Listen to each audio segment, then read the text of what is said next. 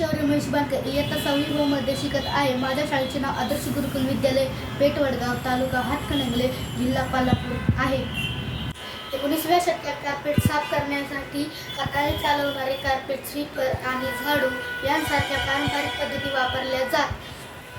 त्यावेळी 1901 मध्ये पारंपरिक सफाईच्या पद्धती प्रभावी नाहीत असे जाणवल्यामुळे ह्युबर्ट सी बूथ यांनी पफिंग बेली नावाचे एक मोठे यंत्र बनवले जे घोडा ओढत असे आणि ते हवेतील दाब कमी करून धूळ खेचत असे. त्यानंतर अनेक संशोधकांनी त्यात सुधारणा केल्या आणि जेम्स मरे स्पॅंगलर यांनी पहिल्या पोर्टेबल इलेक्ट्रिक व्हॅक्यूम क्लीनरचा शोध लावला. अशा प्रकारे 19व्या शतकात व्हॅक्यूम क्लीनरची निर्मिती करण्यात आली. म्हणून मी घरातील टाकाऊ वस्तूंपासून व्हॅक्यूम क्लीनरची छोटी प्रतिकृती तयार केली. त्या व्हॅक्यूम क्लीनरची प्रतिकृती कसे चालते ही व्हिडिओच्या माध्यमातून दाखवतो.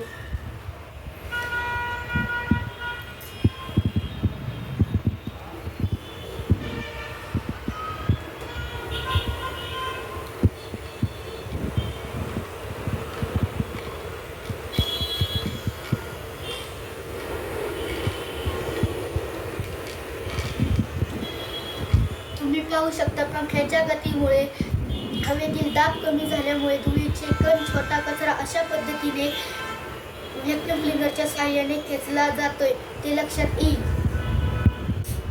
धन्यवाद.